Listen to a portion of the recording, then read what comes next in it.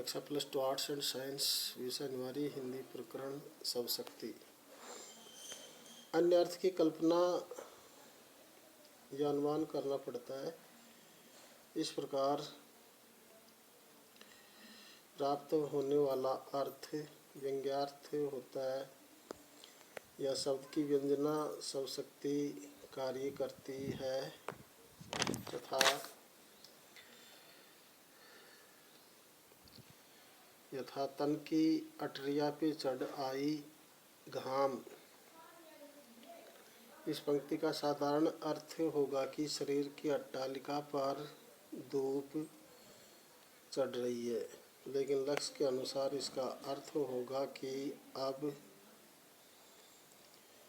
वृद्धावस्था आ गई है।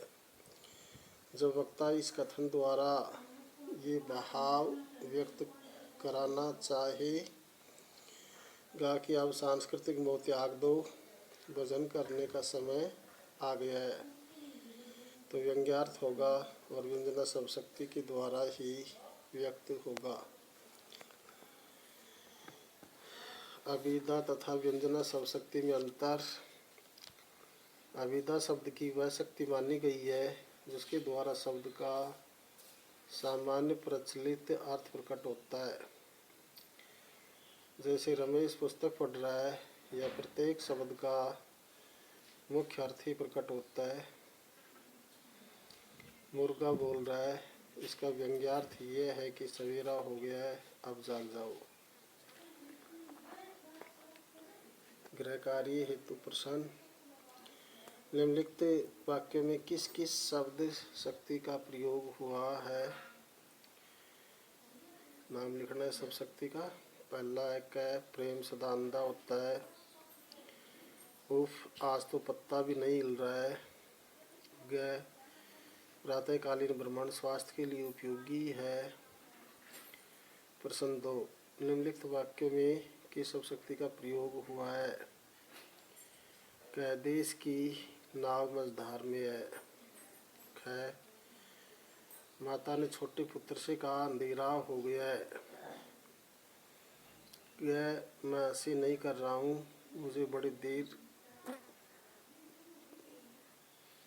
से भूख लगी है।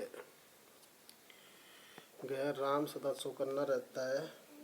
प्रश्न 3, जीवन में अनेक पर्वत पार करने पड़ते हैं। सब शक्ति का प्रयोग करते हुए उसकी परिभाषा भी लिखिए। अभिधा व लक्षणा सब शक्ति का अंतर स्पष्ट कीजिए। प्रश्न 5वां है निम्नलिखित सब शक्ति को प्रकट करने वाली एक पंक्ति उसके सामने लिखिए। व्यंजना लक्षणा। चौथा अध्याय है अलंकार, अर्थ और स्वरूप।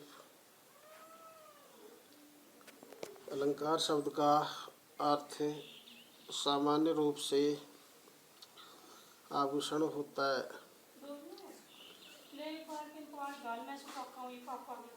आभूषण जिस प्रकार की शोभा शरीर को आभूषण बढ़ाने के लिए धारण किए जाते, उसी प्रकार काव्य की शोभा वृद्धि के लिए अलंकार प्रयुक्त किए जाते हैं।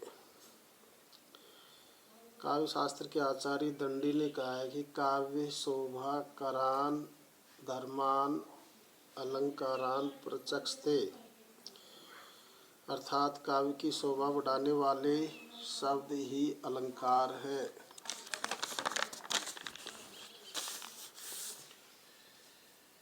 आचार्य रामचंद्र शुक्ल भी अलंकारों को काव्य में प्रस्तुत भाव को उत्कर्ष देने वाला मानते हैं।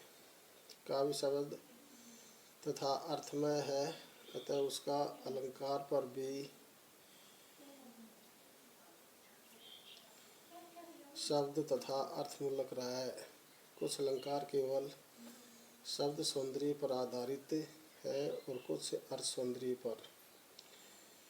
शब्द पर आधारित अलंकार एक विशेष शब्द के प्रयोग पर निर्भर करता है। उसका पर्यायवाची प्रयोग करने पर चमत्कार या शोभा समाप्त हो जाती है। अर्थमूलक अलंकार प्राय 3 प्रकार की है। पहला साम्य मूलक, जो 2 पदार्थों की समानता पर आधारित है। दूसरा विरोध मूलक, जिसमें चमत्कार पूर्ण विरोध की कल्पना प्रस्तुत की जाती है। तीसरा है वक्रोक्ति मूलक, जिसमें कथन की वक्रता से शोभा उत्पन्न होती है। इसी प्रकार शब्द आधार पर शब्दालंकारों और अर्थालंकारों के स्वरूप की रचना की गई है। अलंकार के भेद। अलंकार द्वारा काव्य में चमत्कार का प्रदर्शन शब्द पर अथवा अर्थ पर आधारित होता है। अतः अलंकारों के 2 प्रमुख भेद हैं। पहला शब्दालंकार, दूसरा अर्थालंकार। एक तीसरा भेद और है, जिसको उभयालंकार कहते हैं।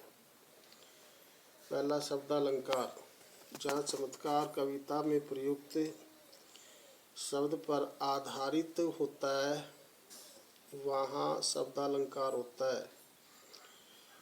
यदि प्रयुक्त शब्दों को हटाकर उनका कोई पर्यायवाची रख दिया जाए तो चमत्कार समाप्त हो जाता है।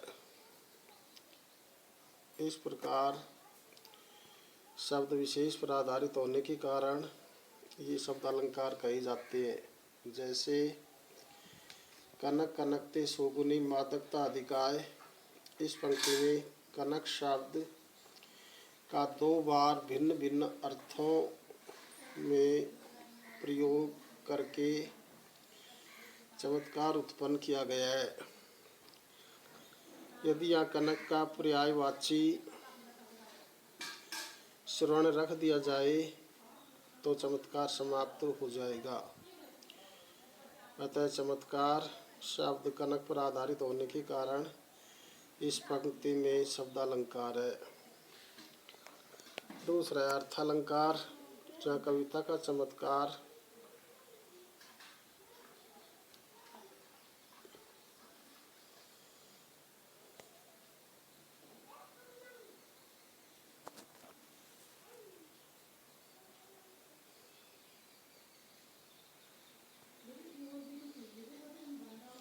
शोभा उसके अर्थ पर आधारित होती है, वह अर्थालंकार होता है।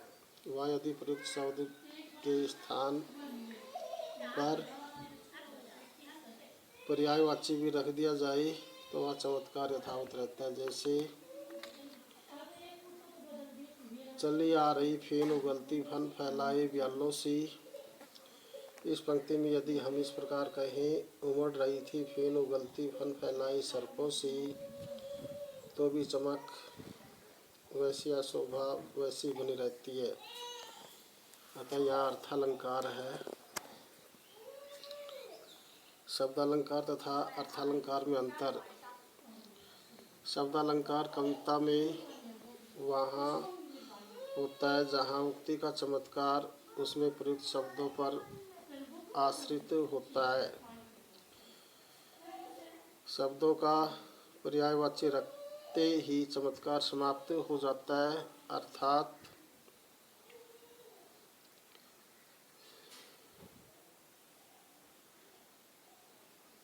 वहाँ होता है जहाँ उक्ति का चमत्कार कविता के अर्थ पर आधारित होता है। इस कारण प्रयुक्त शब्दों की पर्यायवाची रख देने पर भी चमत्कार पूर्ववत बना रहता है।